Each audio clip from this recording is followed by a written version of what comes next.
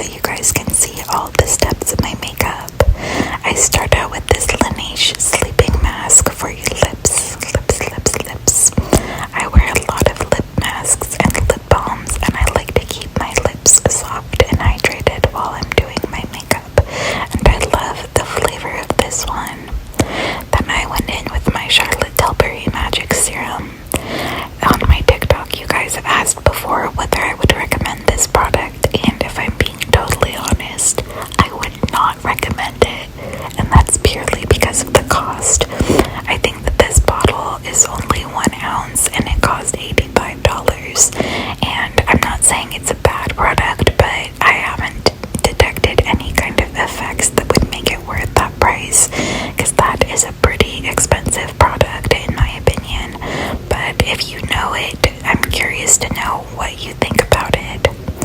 For my primer, I used the Peter Thomas Roth primer, and this one is supposed to be blurring and pore filling, and the texture is somewhat similar to the Benefit Professional primer. It's a little bit more liquidy, but you can tell by the color and the consistency that it's a very similar type of product.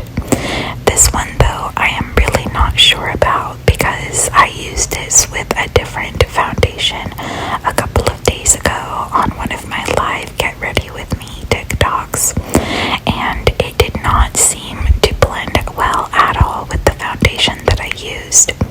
I had used the Clinique Serum foundation, and I didn't look up ahead of time whether the primer and the foundation would be compatible. And I know that whether one is like oil-based versus silicone-based versus water-based will make a really big difference, and I didn't look up ahead of time the compatibility. So today I'm using a combination that I haven't tried before of the Peter Thomas Roth primer and a different foundation. Look at how cute my makeup wipes container is. Oh, I love keeping makeup wipes nearby when I'm doing my makeup, because I use my fingers for a lot of different steps, and it's really nice to be able to keep my fingers and keep my space somewhat clean. As my primer dried, I decided to go in and do my brows. I used the Clear Elf Brow Lift, but as I was opening it up, I realized that it had kind of turned this cloudy color. I think I accidentally let it sit without closing the cap or something, so I wasn't sure if it was a decent consistency, but I figured rather than throwing away the product, I might as well just try it out. Isn't my hand mirror the cutest thing you guys have ever seen? Oh my goodness. It's from the Flower Nose shipment that I just got recently, and their packaging is the cutest in existence. Oh my word. So as I was combing through my brow hairs, it seemed like the gel was functioning the way it ordinarily would. I was worried it was gonna leave like white residue, but it didn't seem to. I really like the e.l.f. Brow Lift Gel, but to be honest, I think I have some problems with my brows falling like immediately after I put on the brow gel. I'll be filming these videos, and within like 5 minutes, the different hairs that I combed into place will actually be falling, and it just doesn't look that great. But I need to figure out how to get it to work, and in the meantime, I've just been using it as I ordinarily would, and I gotta say, I like how it turns out at the very beginning. If you guys have any tips on how I should be doing my eyebrows differently, honestly, like I would love to hear any suggestions. These eyebrows today did not turn out looking similar at all. And then in the mirror, I noticed that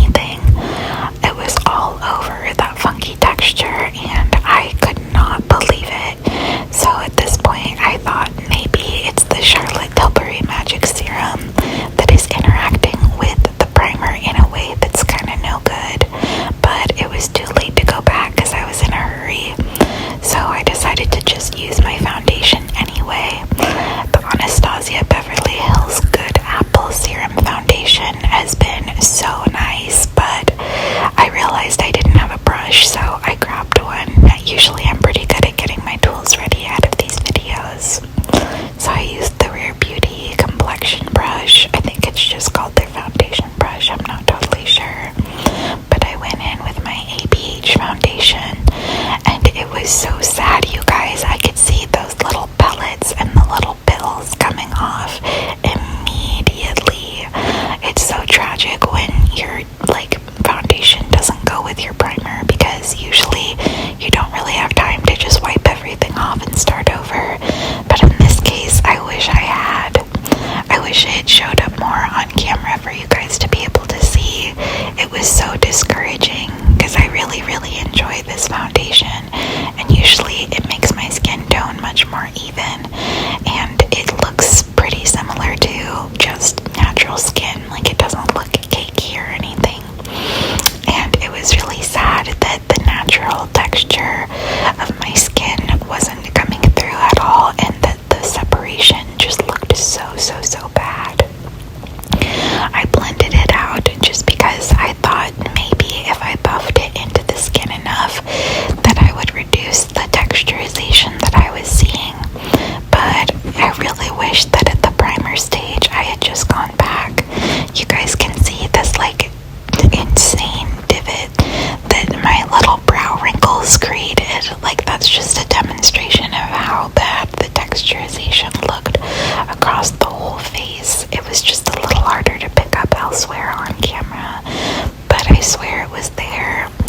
So I had to use my mirror to make sure I wasn't going crazy, and I was so frustrated, you guys. It just made me so sad to see, and especially where my pores are really large around my nose, like on the tip and sides of my nose and where my nose meets my cheeks. It was looking pretty bad. I kept thinking if I just blended it out more that it would help.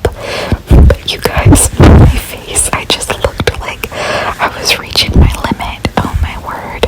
I really thought about just wiping off all my makeup at this point. And then I had so many little flakes. They're called pellets, I guess. I had so many on my shirt the other day in my TikTok live. And so I was really paranoid that they were going to be all over my shirt and in my hair again during this video. And then they were all over my vanity, so I was using my makeup wipe to kind of clean them up because I think that's really nasty. So then I figured maybe using a setting mist would help the products kind of blend together a little bit more. And I love this Morphe setting spray. The nozzle is just so fine. But then as I was letting it dry and I was kind of fanning my skin dry, it did not look as if it was making it better at all. So I was like, okay, I'm gonna let the setting spray set in a little bit, and then I'm gonna do my powder. And sometimes I like using my face powder while the setting spray is still a little bit wet. I think that it mixes the products together pretty well, but maybe that's only with the translucent setting powder, because I used the Bacon Snatch from Huda Beauty, the pressed setting powder, and patted that into my skin. And right away I could feel that something was a little bit off. I don't mind the shade and the texture of it, but I think maybe I should not be using a pressed setting powder before my setting spray has dried, because it didn't really have the effect that I anticipated. It didn't look terrible though, but then as I went in, you guys can see how bad that looks. Oh my word, I freaked out. I did not know how to get rid of it, so I was anticipating just having to take everything off, honestly. So as I was trying to kind of buff it in, I realized there was no buffing, and I just resorted to wiping off that upper layer of texture, and I knew that there would be a million little pellets falling down on my vanity, but I was like, that's way better than having my skin out there in the world looking that way, and no amount of brush or beauty blender could help that, so I just used my finger. I was so sad that my adventure of trying out new products together was yielding such disastrous results, especially on a day where I didn't really have the time to take it off and start over. At the time I was filming this, I had a friend who was on the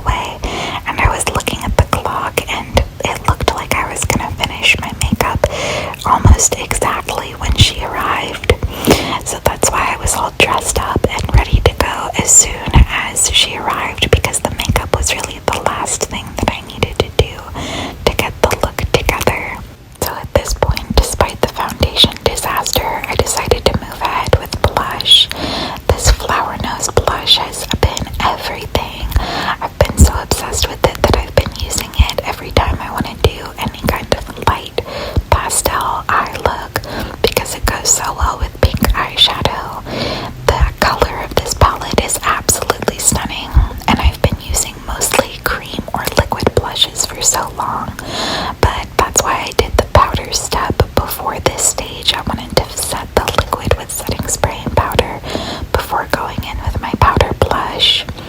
What I like about this is that you can really build it up. It doesn't go on as crazy pigmented as a lot of other blushes do. I, however, like to build up blush a fair amount because I find that that's one of the things in your makeup that kind of like quote disappears the fastest. But I was pretty happy with the level of blush that I achieved here, so I went into eyeshadow. I love this palette. It's called Garden of Juvia's from Juvia's Place, which you can find at Ulta, and it's such a good springtime palette. So as the eyeshadow base, I decided to go in with the cream color. It's got some peachy, pinky undertones, but mostly it's a pretty neutral base. So whenever I use this palette, I like to use it to kind of set whatever primer or foundation might be on my eyelids.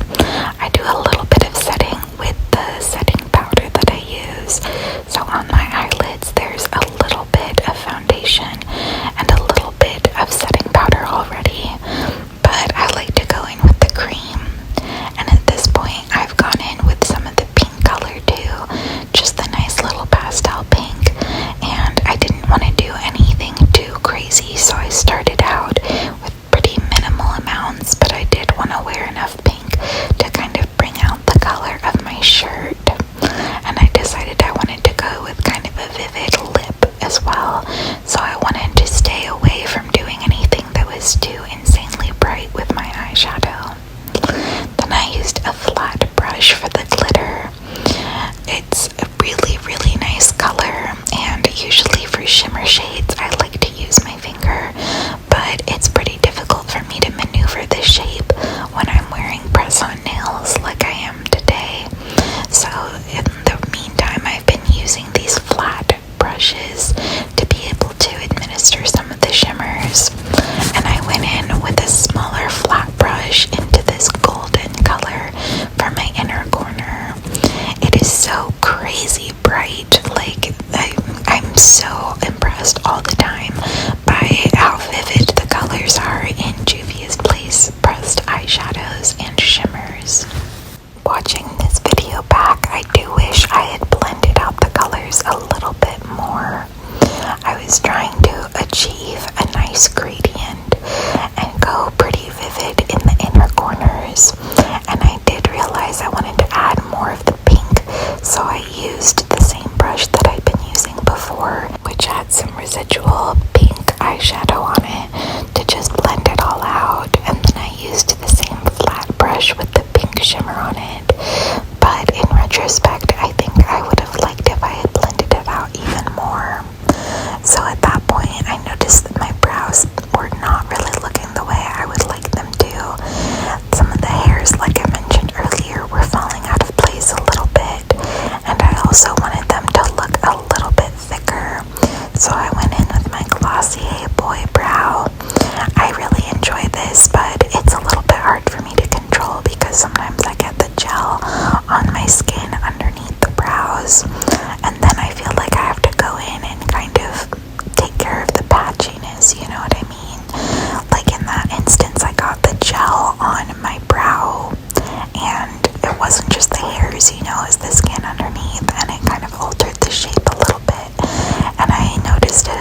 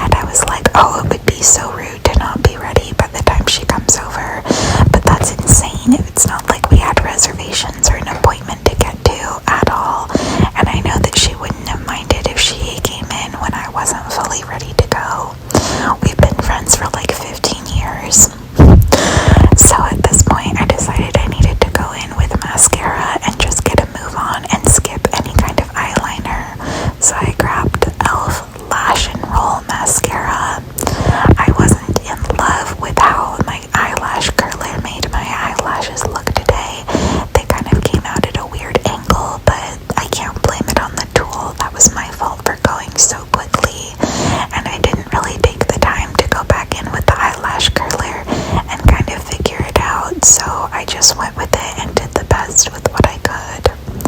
I don't think that I've used this mascara before, but I enjoyed it. It was really similar to, I think, the Benefit Roller Lash, if I'm remembering the name of that one correctly.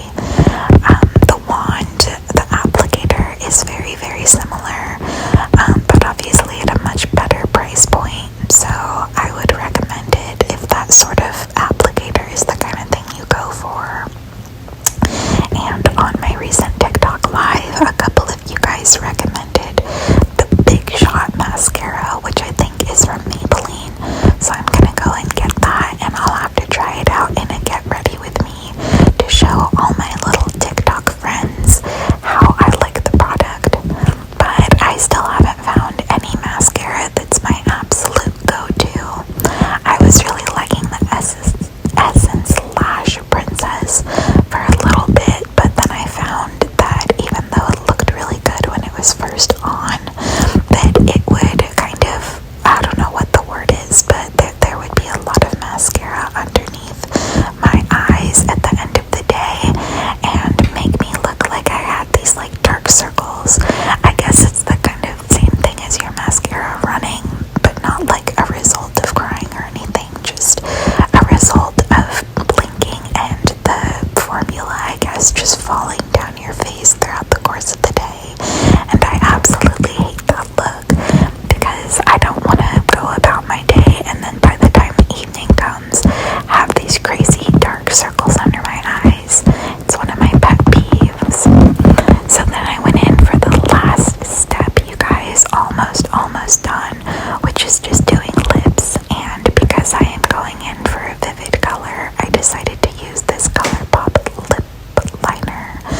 I have so much trouble lining my lips and not accidentally overdoing it, because I don't know, I guess my lips are just made a little bit weird, but it's pretty difficult for me to do it. I was, however, pretty happy with how my lip liner came out today. I didn't make any huge mistakes that needed me to wipe it off and start over again. And the reason I used this lip liner is because I wanted a pretty vivid lip gloss color. Tell me why I look so upset every time I make a little mistake. So at this point, I went in with the ColourPop lip gloss. I don't remember what this shade is called, but it's from the same ColourPop Valentine's Day collection that I did an unboxing for, and this one smells so good. I love the smell of it so much. For all you girlies out there who like a vivid lip, I really like these lip glosses. I think that they deposit a good amount of color and they feel good on your lips. And that is the finished makeup look, you guys. Makes me so happy. So the last little finishing touch was to just put my strawberry hair clips in to match my shirt. Oh, I love a good little accessory moment. Thank you guys so much for staying with me as I show